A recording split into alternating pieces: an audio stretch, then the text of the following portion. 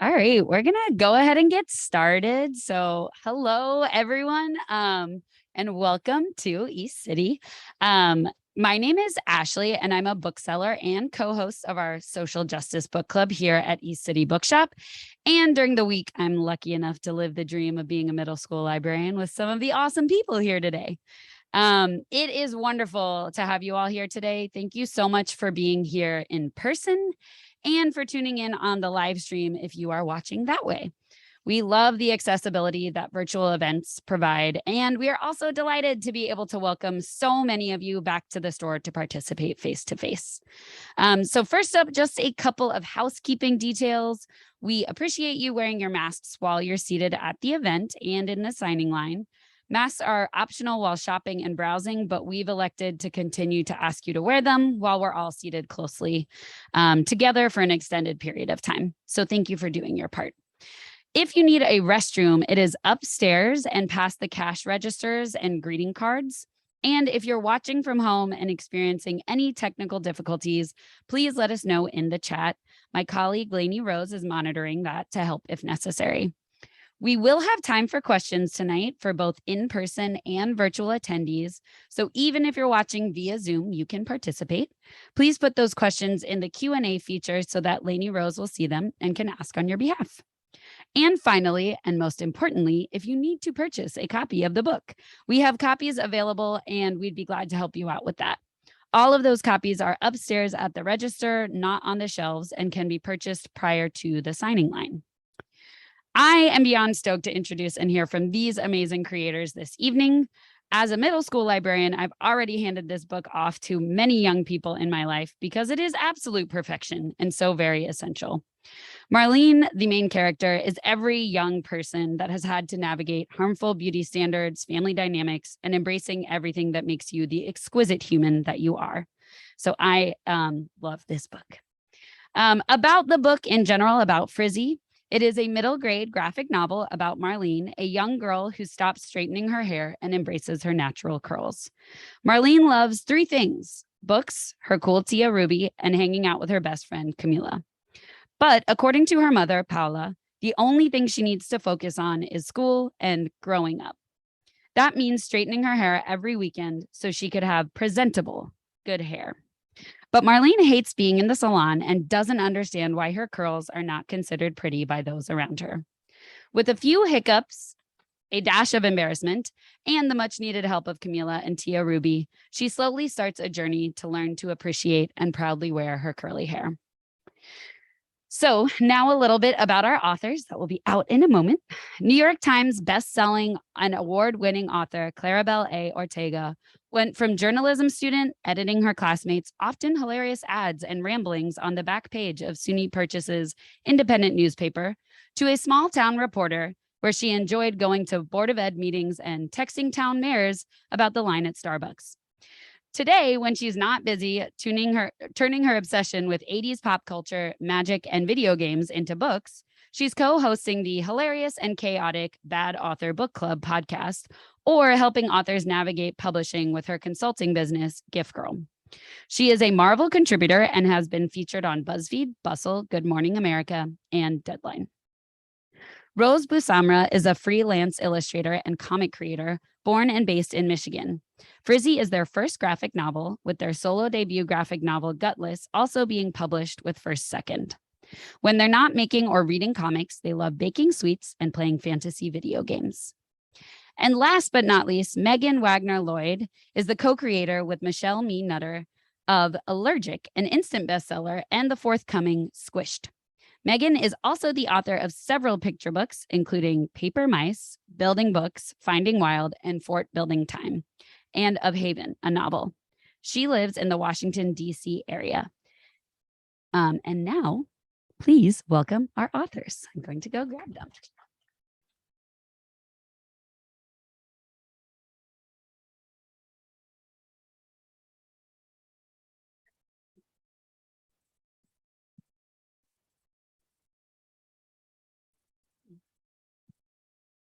Hello. Hi, everyone. We're on our last night of tour, so if we're loopy, please forgive us. Also, hi, Josh. My nephew's here. You can tell you've been touring and I haven't. I'm like, what's going on? Okay, well, I am so excited to be moderating this event and celebrate this amazing, beautiful book. That was such a pleasure to read. Okay, so I have notes because I haven't done a lot of moderating, so please excuse me. Okay, this is my first note, gush about book. So I just thought this book was so beautiful. The art is just so expressive and lovely. And Marlene as a character and her journey with her hair is just so beautifully done. I passed it on to one of my kids. It was immediately claimed as no longer mine and must be passed back afterwards. So if you're looking for that next graphic novel that is just going to really absorb the kid reader and just be something that they really relate to, and go on this emotional journey, then I think it's just so perfect for that. So the first thing I wanted to talk about is just to hear the origin story of how this book came to be and how you ended up working together on this project. Either one of you can start. Sure. So Frizzy was kind of an unusual situation. Kiara approached me about the project, and it was funny because it was like I've been training for this moment my whole life kind of situation, because I had this journey with my own hair and learning to love my curls. And when Kiara, who's also Dominican American, sort of said I'm wanting to do a graphic novel about hair, I immediately knew sort of the story I wanted to tell. And then Yeah, I was mostly just making fan art on Twitter at this time. I was going for comic work. I was getting really small jobs, but I was really, expecting a lot more steps until I got to my first graphic novel. But I think just putting all that energy out there worked. And Kiara found me and said, I have a book about a little girl, a little Dominican American girl who learns to love her natural curls. And I at first was like, why? Because these curls aren't even natural. I was like, I don't know that struggle. But she said that the way that I render hair was really great. And she liked my expressive style. So that was just a match made in heaven, because I read the script and I was immediately in love. I did have to do a lot of research because I wasn't going for middle grade. It just wasn't in my mind. But again, the story was perfect. I looked Claribel up and, saw all the Ghost Squad buzz and was like, wow, this is an incredible person. So it was immediately like, yeah, I'm on board 100%. So yeah. And we actually just met like right before tour started, like the first night right before our first event. We met in Brooklyn, and we've been working together since 2019. And yeah, it's been great. That's really awesome. And Kiara is your editor at First Second.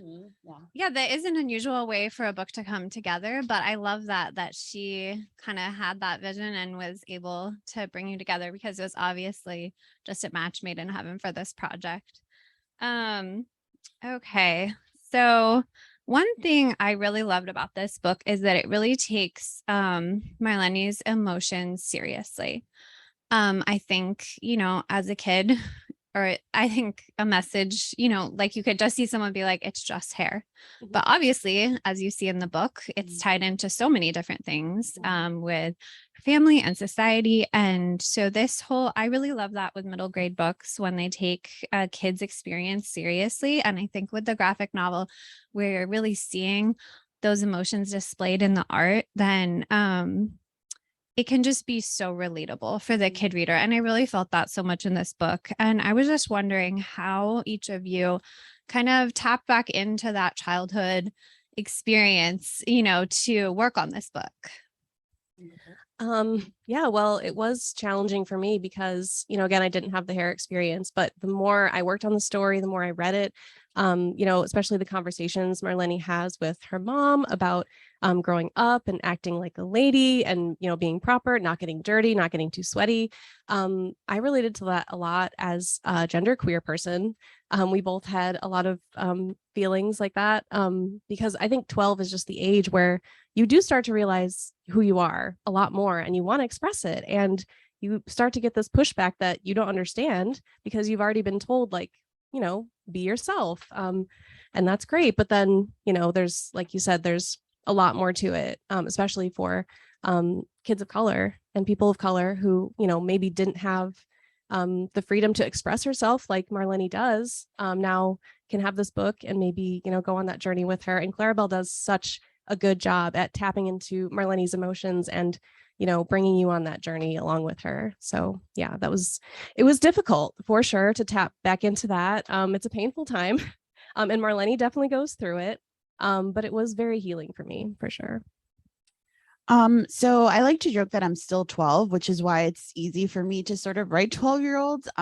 But the truth is that I was still processing the pain of that age. And I didn't learn to embrace my hair and sort of like my what I look like naturally until I was much older, because not only was I being told certain things from my community and my family, but all of the media that I was sort of consuming was telling me that I could only be beautiful if I had blonde, straight hair and blue eyes and light skin. Like that was everywhere around me. And I just didn't even question it. And I remember my first author photo that I ever took was the first time that I wore my hair curly for like a special occasion. And I did it. And I looked at the photos and I started crying because I was like, hey, I look pretty good. I didn't have to, straighten my hair and look like not like myself in order to be myself, right? So those feelings were still there, and so it was really easy for me to sort of tap back into that. And also I have nieces and nephews who are much younger than me, and my two of my nieces in particular have had kind of journeys with their curly hair, and I've watched them go through like having to go to the salon or not knowing how to do their curls. So that was also like sort of a reminder and a refresher course on everything for me. And also, I love kids and I really respect them, so I think it's easy for you to be able to write for them and not sort of preach to them or talk down to them when you actually respect your audience and know like, hey, they're also people. They're younger, but they're people and they have their own struggles that they go through, the things that they want. It's just, I think when we grow up, we sort of forget about that and we don't take those things as seriously, but they are so super important. Yeah, I love those answers. I love in the book how Marlene challenges this idea where everyone has told her, like, it's on the inside what counts. But she sees, more and more that, like, that's not actually the way people are acting. And it's really conflicting with a lot of other things she's being told. So I love that journey of her having, like, the bravery to challenge the way that's not really being held true, the way she was taught it was. um, so another thing I loved about this book is that it's really a story told through relationships. There's the three main relationships with her mom, with her tia Rosa, and with her best friend Camila. And I was just curious. So this is more for Claribel. Like, what inspired you to make this story so central, to make relationships like this so central to this story and have kind of all the plot development and character development be through these relationships? So I'm Dominican American and family is such a huge part of my life. And when I was younger, that was everything for me. I didn't I didn't really get to hang out with my friends that much. My mom would be like, you just hung out with your friends 2 weeks ago. That's enough. But friendships were still really important to me. I still wanted to hang out with my friends all the time. And I feel like some of the biggest lessons that I've learned in my life have been through relationships, either through challenges with somebody in my life or someone sort of helping me through something challenging that I'm going through myself. So I really knew that the Marlene kind of already loves herself in a lot of ways, but she's having to combat all of the outside voices, and some of those voices are from people who she loves and loves her. I think portraying the relationship with her mother was particularly important to me because she's, sort of driving the conflict in the story, but she's not a bad guy. She's just a victim of sort of her own generational trauma that she's going through. So as a kid, the people who we grow up with, who are in our homes, who we go to school with, they are our entire world. And Marlene gets a little good and a little bad from all those sides. And we put her through a lot. So definitely needed to give her that support system of Camila and her tia Ruby, who are like incredible and really had her back and supported her no matter what she chose to do. And I think that was also important for me to portray as well.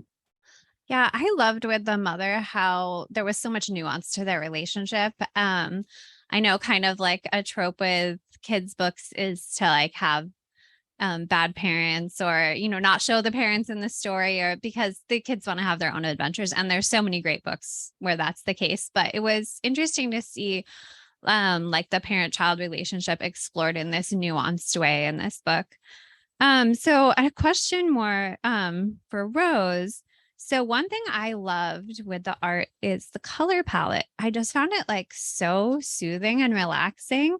And it was so interesting to me because this book explores interesting themes and like harder topics, but something I think a lot of it was the art and the color. It felt also like a comfort read and like very soothing. And I felt like you just kind of like the book that the kid can like hug to them. And I was really curious how you decided just if this is your style in general or how you decided to make these specific choices for this book because it really turned out beautifully. Thank you so much. And I will respect your question more than just saying I like pink. I promise. I do love pink. Obviously, we both love pink. We both love pastels. But what I had established a lot in the beginning was just the look of the characters first. So I had to build a color palette around that, which is like what I like to do anyway. I feel like I have to establish the characters and how I'm going to make them stand out from the backgrounds, because comics, they're so fast. You can't render a background in every shot. You have to choose a color sometimes to fill in, just to kind of space it out and make the pacing more smooth. So I really wanted that to feel comforting. Like I wanted to lead the reader gently into those hard topics. And I just really love how the pastels make like the skin tones come out, and her hair, especially Marlene's hair. Only the main character's curls are rendered with 3 colors. Everyone else just gets 2 because, again, they go very fast. And I, had to develop a whole style to, get it done in the time that I needed to, but to also make it look like really beautiful and something that I was really proud of. So I think I accomplished that. So thank you so much for those kind words too. I liked how the colors turned out. Yeah, it turned out so great. And that's so interesting to hear about the hair. I mean, her hair did turn out so great throughout.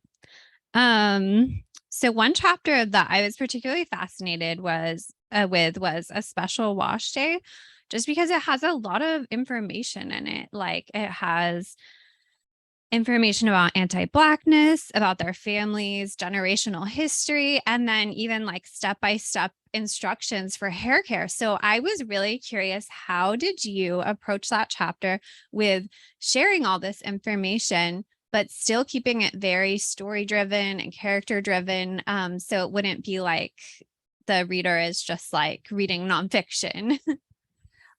So I mean, I tried to really just make it a conversation that I sort of wish I could have had when I was younger.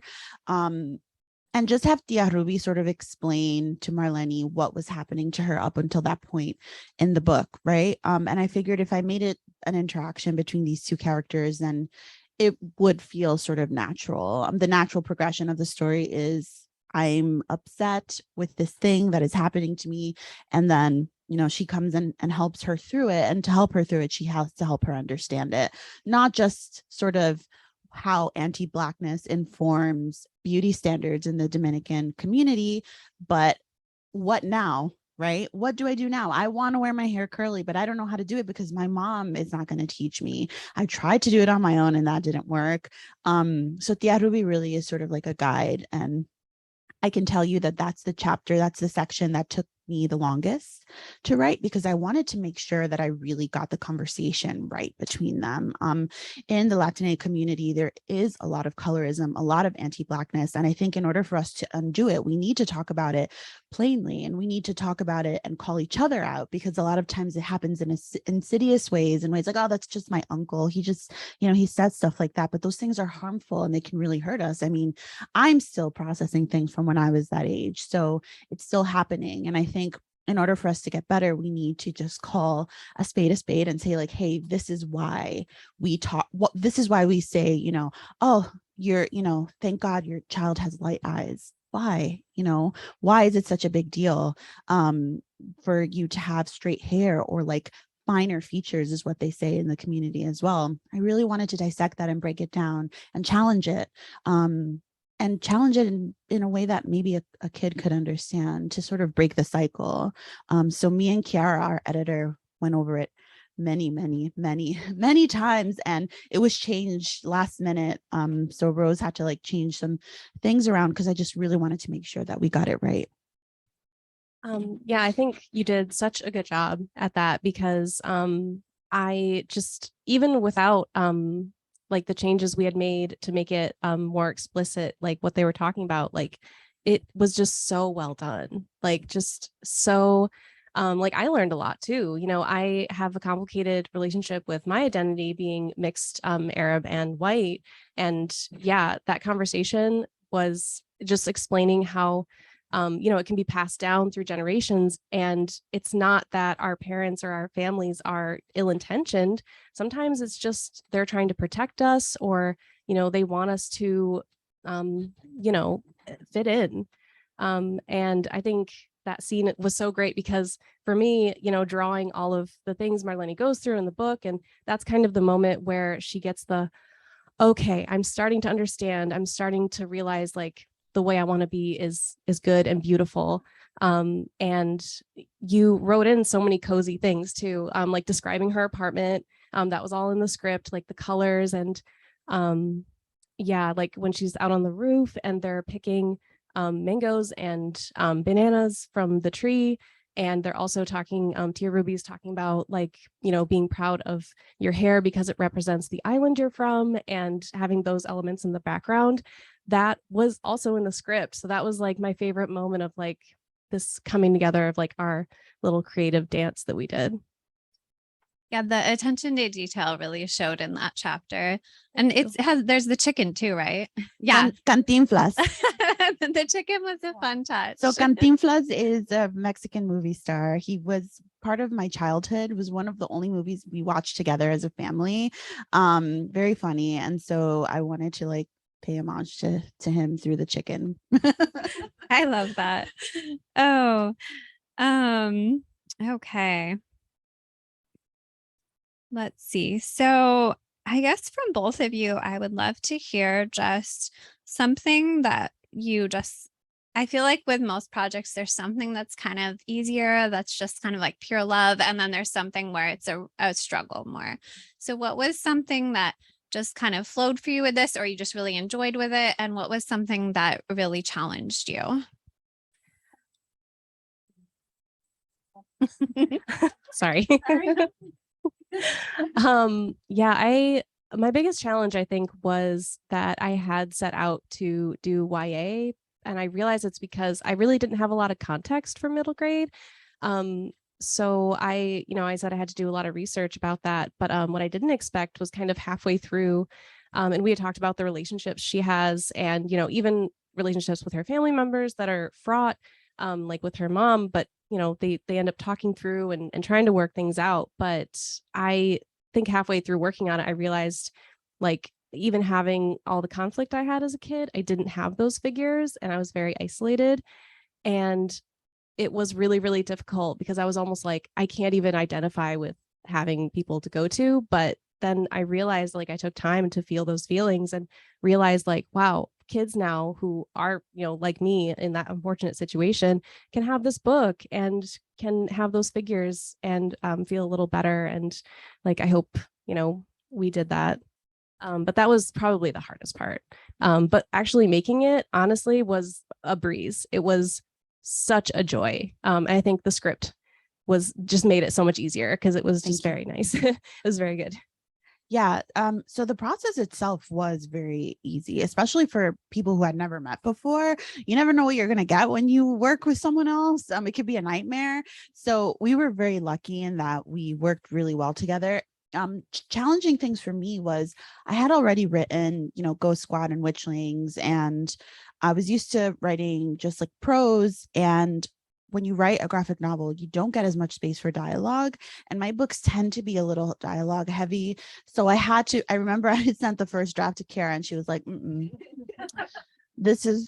have to pull back. And I was like, oh, so I had to sort of learn to say less, to say more in less words, and also to let the art speak for me and to tell the story, which I think worked out really well. Some of my favorite pages are the ones where there's no dialogue at all. I won't spoil anything, but there's one wall with Jesus's on it, one page with Jesus's, and it always makes me laugh so much. It's so funny.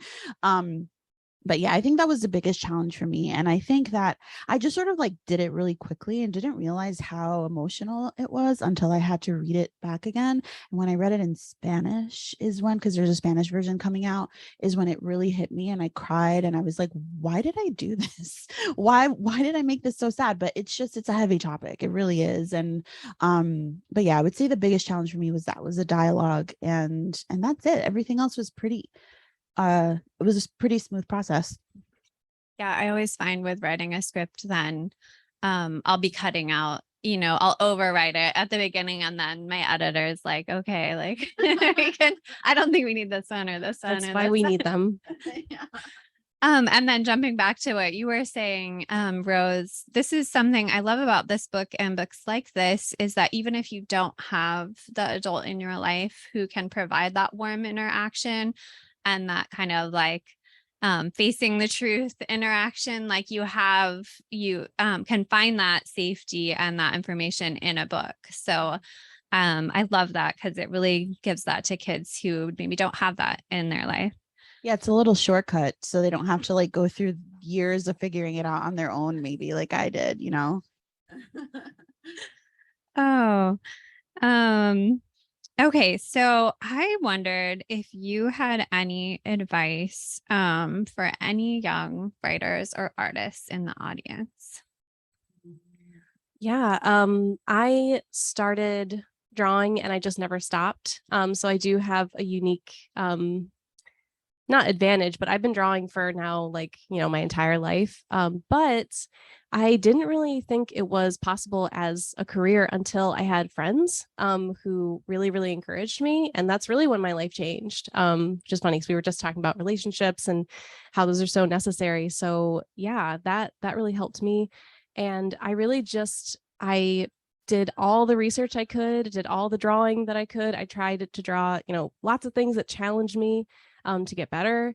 And yeah, I really just started drawing comics. That's really all you have to do. You don't have to, wait till you're good enough or wait till someone tells you you're good enough. Like you already are for whatever you want to do. Like just keep drawing. And the good thing is, like, if you just keep doing it, you'll get better. It's kind of a trick like that.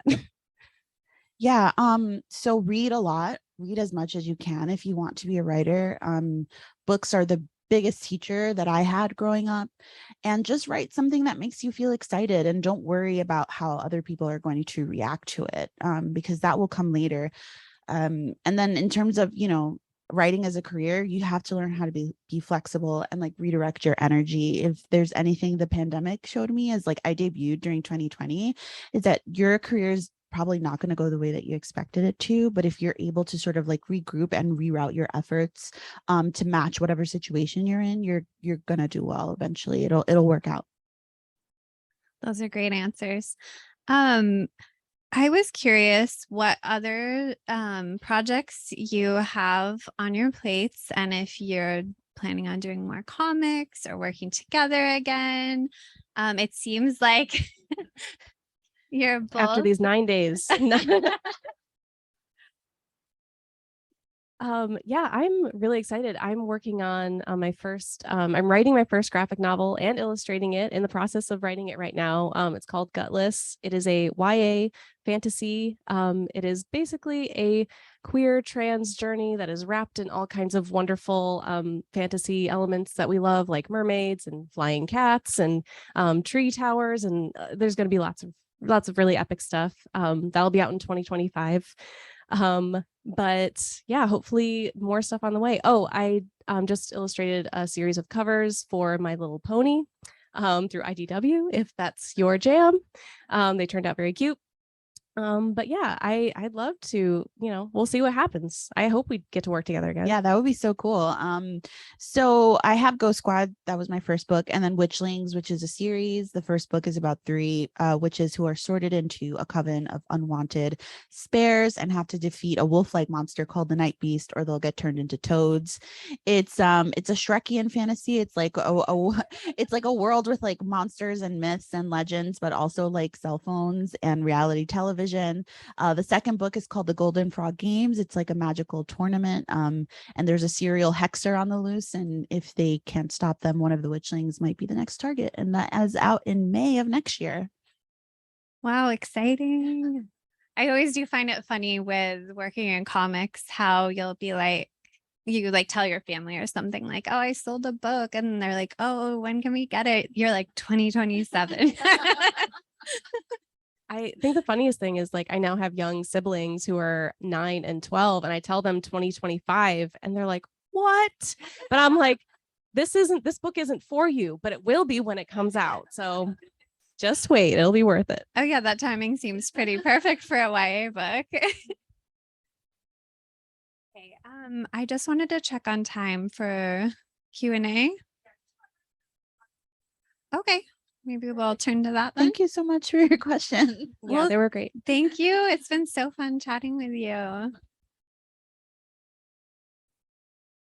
So what was one thing that was edited out that you wish you could have included? And then as an aside, I saw you girls play video games. What's your favorite video game? Please repeat the question for everyone. Okay, so the question was there anything that was edited out that we wish we could have kept? And what are our favorite video games? I don't think that there were any like scenes or anything really that were edited out. It was like a pretty like clean, streamlined process. The only thing that we really had to cut was dialogue, and I don't remember that at this point.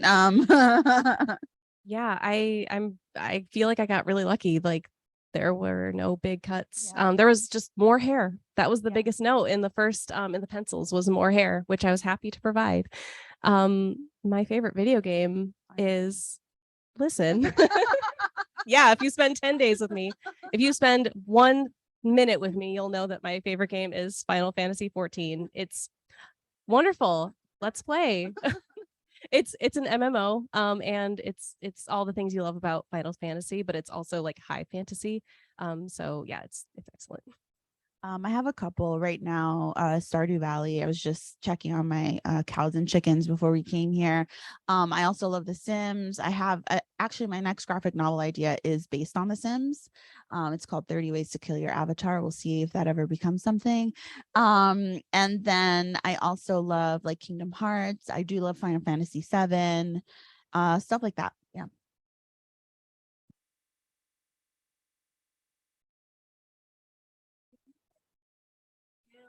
Words of wisdom or encouragement to your middle school self or your middle school for you who deal with some of the things that the characters in the book deal with.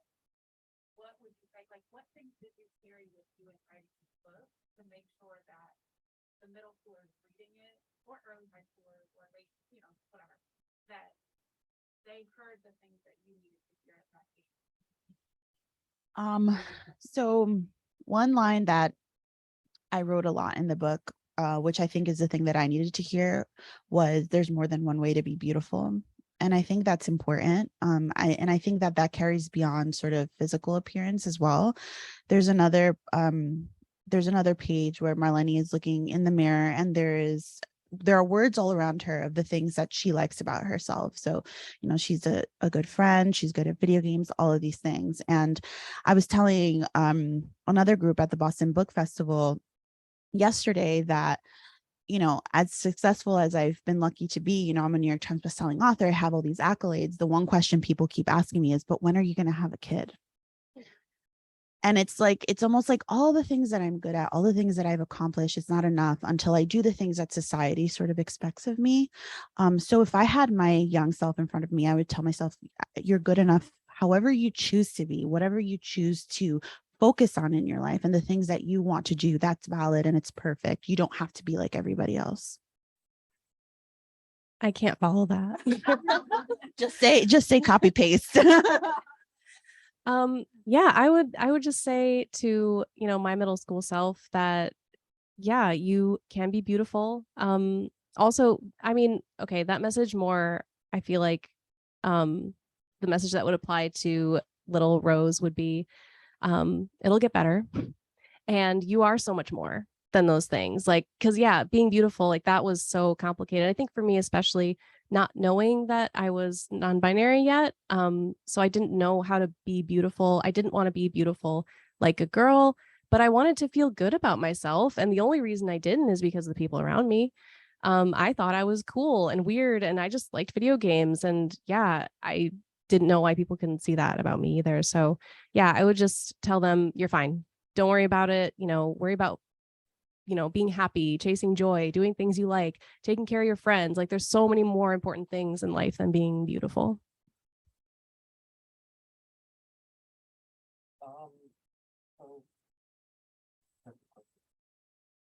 So your writing process. Your first two books were traditional books. How much did switching to a graphic novel upend your process? It just went all on its head, or So writing a graphic novel for me was actually quicker because it was only 100 like pages in Word, let's say, right? Usually my books are between 250 and 350 for middle grade, especially because I write fantasy or paranormal, so you need to have more space for world building. So it was a lot less writing for me, and I'm actually a very visual writer. I love to describe things, and in graphic novels, you get to describe everything like in detail, like the characters' expressions, how they're standing, if there's leaves blowing in the wind, if there's a dog, what color is his leash, like everything. So it like really actually like scratched a specific part of my brain. Like it was very satisfying for me, and I definitely want to do it again. So it challenged me. It definitely challenged me to tell a story in a different way, but I think it made me a better writer. did the script come first, or The script first, yeah. is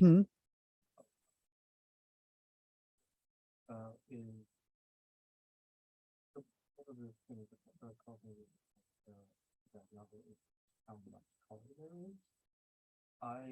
Well, from all the stuff I read, mostly online, it seems like most people shy away from very colored palettes. How do you balance that between two different? Yeah. So how did I balance such a vibrant color palette? Yeah. I love color. Color just makes me so happy. So I'm allergic to neutrals. I don't know what to say. But yeah, I really wanted, again, I wanted it to feel warm and inviting. Um, and yeah, something that helps is in the middle of the process. So when I started inking, I had to give them 15 finished pages, and then they print them. And then I get to see how it all looks on the page. So that helped a lot. Did you base her love of video games off of real life? Yes. Absolutely. Every character that I write has a little bit of me in them. And for Marlene, definitely her love of video games. I think almost, except for probably Seven and Witchlings, all of my characters have loved video games at some point in my books. Yeah. That tends to happen. Can you talk more about your what do you use to create pen and paper or what program for your project? Yeah, I learned on pen and paper, like most people, and I do it a lot just to get the feel of the pen that I like, but I do everything digitally other than that. So I used Clip Studio Paint and my iPad. And yeah, just lettered in Photoshop, and that's kind of the standard. But yeah, it was tough. I really wanted to ink it on paper. I thought that would give it more of a like tactile feel, and I wanted to do it really go at it with the lines and make it really beautiful, but I couldn't do it in the time frame. And so I realized that digitally I had more freedom because I wasn't wasting any materials. So yeah, that was good for me.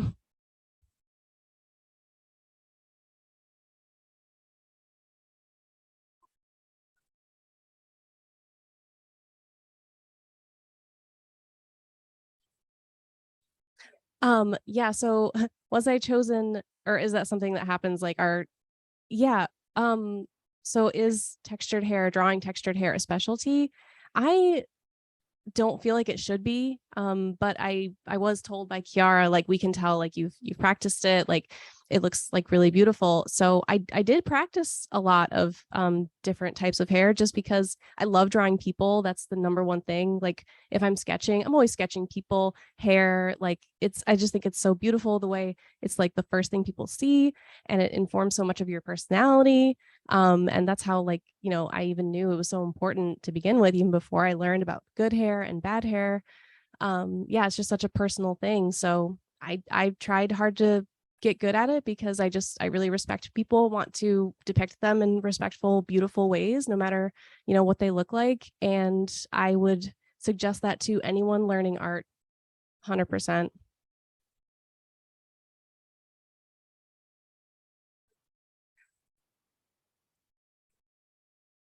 I'm so sorry. I'm so sorry. That sounds like a technical problem. Yeah. Yeah. Your hair is absolutely gorgeous. Oh, and thank you so much.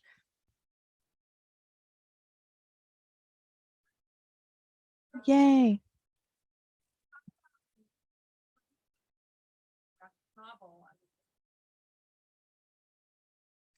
I think the visuals of sort of seeing Marlene's hair go through the different phases and her trying to do it herself, it getting sort of like messed up at school, her mom doing her hair in braids and showing her satellite ears, as she calls them. All of that was so much more sort of impactful, I think, when you had the visuals to go along with it. I think that's what really makes the book special, the illustrations. I think it's the perfect medium to tell this story. Yeah, I agree. I don't know that it would be as impactful if it was prose alone. I think it was just the perfect story and for this medium. And while, I had a lot to learn and research about hair, and especially the different phases of hair damage, that was a whole new world for me. The different types of hair damage, too much product or windblown or all that stuff. But it was worth it. It was really really satisfying, I think, when it came out.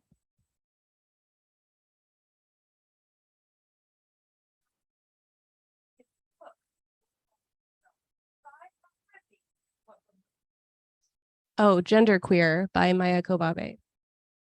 I would give myself witchlings and say, write it, right, copy paste this right now. You're about to be a prodigy. We're going to be rich. That's what I would do. Way better than my answer. Got to think ahead.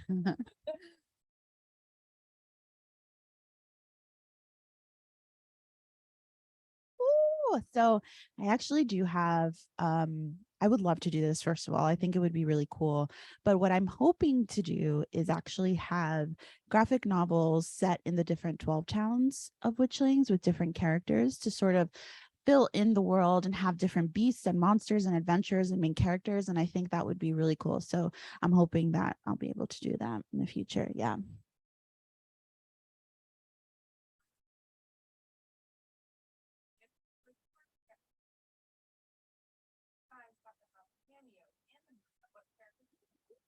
Cantinflas.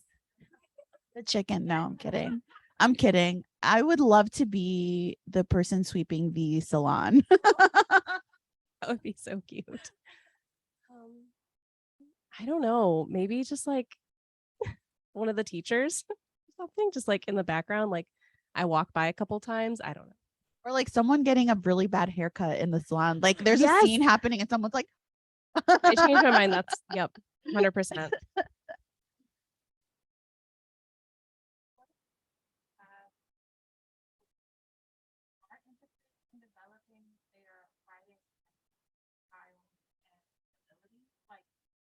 Is it recommended to dive in to the product section for the company? Is it recommended, like, what do you guys recommend? Just want to expand on illustration more on writing. Yeah. So what do we suggest for jumping into writing or illustrating comics for the first time, yeah, just jump in and try it. But like Claribel said, just reading a lot and picking up a lot of books that inspire you, and a lot of graphic novels and comics that you look at and immediately you're like, whoa, this is what I want to be doing. Just absorbing all of that will come out in your style and or your writing. And just doing it a lot. And yeah, the things that I use, Clip Studio, that one's a little complicated. It's just like Adobe Photoshop, so it's like a professional program. But you can still use it. There's lots of tutorials. But Procreate is another one that is used a lot by comic artists, and that one is extremely user friendly. It's only $8. That's one I recommend the most because it's so just user friendly. Like Clip Studio takes a little bit more learning, but yeah, just jump in. Yeah, just do it. And don't be afraid of being perfect. I think a lot of times we hold ourselves back from being creative because we're afraid of writing something bad or messy or embarrassing, but just like let yourself be embarrassing. It doesn't matter. Make a lot of bad art. Yeah, make a lot of bad art. It's going to get good eventually. And chances are it's better than what you think it is anyway. A lot of times I think I wrote garbage and then I'll read it back and be like, hey, that's pretty good. So just let yourself do it and don't worry about it being perfect or even good. So how did you go through your craft? Do you have any courses or education or just kind of study? So how did you? So I went to school for journalism. I applied to the creative writing program at my school and they rejected me. So jokes on them. It's fine. But reading a lot helped. I did read a lot of craft books. These Magic Words is a great book by Cheryl Klein. She was an editor at Scholastic for a very long time, and it's for Kidlit specifically. On Writing by Stephen King. That's the one everybody talks about, but it is really great memoir / craft book. Writing in the Real World is another great one. There's a lot of amazing craft books. I still read craft books to this day. I think we always have something to learn. Also, I had a podcast with Kat Cho, another author, called Write or Die, and we interviewed a lot of authors and I learned so much from those interviews. The one with Holly Black and Lee Bardugo in particular just taught me so much about writing and process. So I would definitely recommend just anything like that, podcasts, books, and just reading a lot, and not just in the genre or like the age range you want to write in. Read widely. I think one of the biggest mistakes new writers make is like just jumping in without reading what's in the market right now. And sort of books have changed from like 5, 10, 20 years ago. So you have to know what's current, how books are now in order to really understand, if you want to get traditionally published, what's going to work versus what's not going to work. Yeah, I think when I started getting better was when I started doing a lot of studies.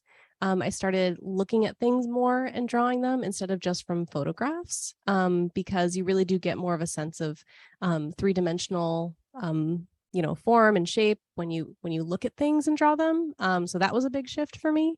But with comics, what got me to get better was just making them. I had read comics my whole life. But it wasn't until I started making my silly little diary comics where I didn't have to think too much. I didn't worry about them being good or bad. I really just tried to make them funny, which was fun for me. So that helped me. So it was a really low stakes, it was just posted on my Tumblr. Like, I don't even think they're online anymore. Like, it was just a good thing for me just to learn, how to do it. And I think that there's just so many different styles and ways to make comics that once you just start putting pictures one after another, you start to get it. I will also say, in terms of story, a masterclass in storytelling is K-dramas. K-dramas have taught me so much about sort of what I like to consume. They're very addicting, and I sort of really thought about why that is. I think a lot of it has to do with revenge, and a lot of them are revenge based, but they're amazing at sort of giving every single character motivation and their own and like really rich internal life, even if they don't get tons of screen time, you do get to know them and you get to root for them. And I think that that's something really important to me because a lot of my books are character based. I think that if you can make a reader fall in love with your characters, they will follow you till the ends of the earth. So I definitely recommend K-dramas for storytelling for sure. That's a little bit of unconventional advice, but it's definitely something that's helped me in the last few years. So, as you do, um, what I want to do is that you can get so deep into that process that you start to get to the habit. So, long way of asking, how do you take care of yourself so you don't, take yourself out or injure yourself? So the question is, how do you take care of yourself so you don't burn yourself out or injure yourself? I'm not gonna lie, sometimes I'm not good at this at all. Self-care is sort of like an ongoing process for me to learn how to do. One thing that's helped a lot is taking walks.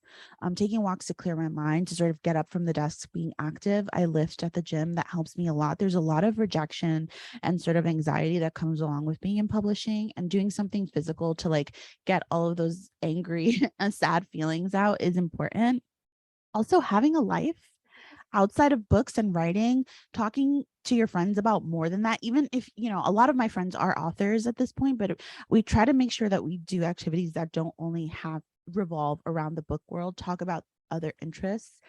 Just don't just be like a bookmaking machine, right? Like remember to be human and to live, because first of all, you're not going to get good material just like sort of sitting in your apartment all day writing. You need to live, and also it's good for you. It's good for your mental health. So those are things that I try to remember.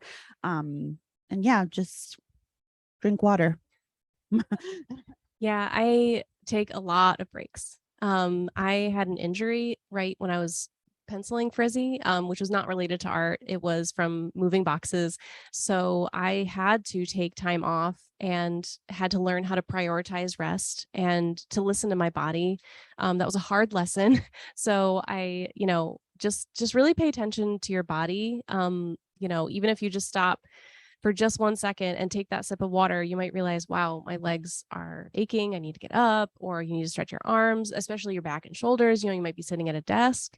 So yeah, just learning to incorporate physical movements and yes, nurturing your life outside of your craft. And yeah, finding a lot of people who do the same thing that you do is very invigorating also. And maybe working with them, accountability buddies is a good thing to have, because they can also remind you, hey, buddy, you've been working for 6 hours. Take a break. I also have a little alarm clock named Kulu. She's my it's time to stop now. Every day, if I'm at my computer at 6 o'clock, she barks until I stop. Kulu's a dog, not literally an alarm. Just in case people are like, your alarm is barking. No, Kulu's a dog. Yeah. I figured the barking would give it away. You never know. I think also, especially when I first started writing, I had a tendency to sort of set arbitrary deadlines for myself. And I had to remember nobody's actually waiting for this book. Like not in a mean way, but sort of like, don't push yourself so hard that this becomes how you live your life. Like when you are starting your career, you are cultivating habits, work habits, right? And it's really bad to say like, just until I get an agent, just until I get a book deal, I'm going to push myself really hard, because what ends up happening is that just becomes how you live. So think of it as cultivating healthy work habits. This is how, which is so important when you actually start to be on deadline and all of those things. Cultivate them now so that when you get to that point, you already have those boundaries in place. Because otherwise, if you let publishing, it will work you to the bone. So you have to learn how to sort of set those boundaries around yourself. I think that's what's challenging about being in charge of our own schedules and jobs, is we're the ones who have to set that boundary.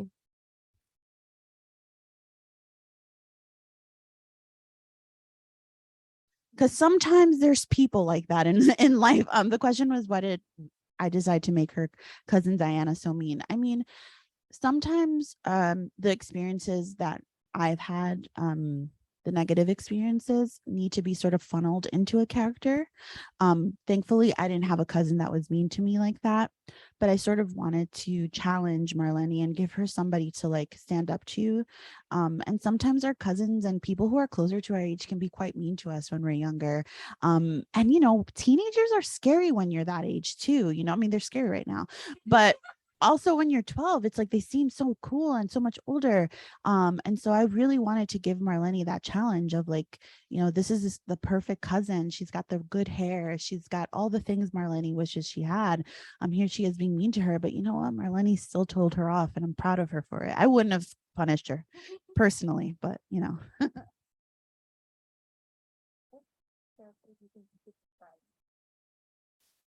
Oh, I want to date Dia Ruby. I I knew would it. be her friend. Definitely be friends with Tia Ruby. I don't know. I just want Cantinflas as a pet, to be quite honest. And I would love to have like a little Marlene, like, let's go to the mall. I love being a Tia also. So like, I don't know. I just love kids so much. They're great.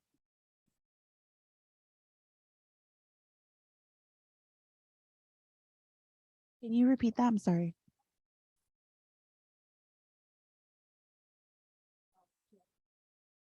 Um, I think that that came a little bit from my own life experiences. Like I said, I have 5 nieces and nephews, and one of my nieces, I remember going to her house and she wanted to wear her hair curly, and she wasn't sure how. So I sort of taught her how to do it. And when I was writing this, I was like, well, that it would have been so great for Gigi to have this book when she was younger. Maybe it would have sort of taught her how to do her hair herself. Even though I loved doing it, but you know, not everybody has someone in their life that knows how to do their hair, has similar curl patterns, like all of these things. She was just lucky enough that, you know, we look exactly alike. It is very scary. Like, people see, I have to show you, people see pictures of us side by side and they're like, whoa. So she was lucky enough that, you know, we had almost the same hair. So I was able to do that for her, but not everybody has that, you know. I knew it couldn't be her mom because her mom is the one making her straighten her hair in the first place. So I was like, we got to give her a really cool role model. And who's the coolest person I know? Me. So just kidding. Only a little though.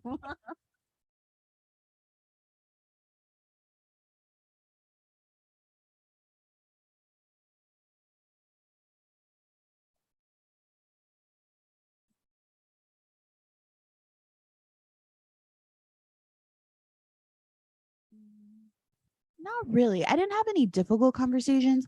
One conversation that I had that was very satisfying is there's a scene in the book where Marlene gets bullied.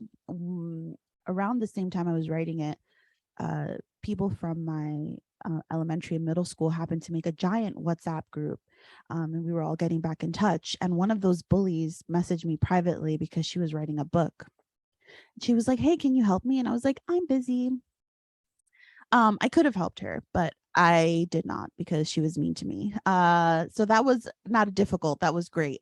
Um, I didn't really have any difficult conversations with anybody though. I think that maybe when my family starts reading it, that might happen. But not yet. It's been okay so far.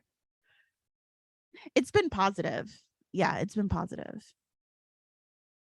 Yeah, my grandma was confused about how I came to make this book, and doesn't understand why it's relevant. So we had a good conversation about that. That was a good opening a door for that, why the world needs this book.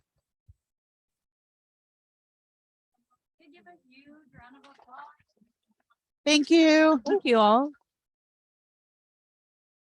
Thank you all so much for joining us tonight. And thank you again to our amazing creators and conversation partners for such a wonderful conversation. So we are now going to transition to our signing line so you can get books signed. If you would like to purchase a copy of Frizzy or any of the other books that have been mentioned, we've got Ghost God, we've got Witchlings, we also have Allergic. Then you can do so upstairs before joining the signing line. And if you are willing and able to fold up your chair and just set it to the side, you can lean it sort of on one of our sturdy shelves. so a staff member can collect them, we would greatly appreciate it. And we'll start the signing line at this like world religions-ish area. So thank you all for coming. Y'all can stay put and we'll just bring out a team.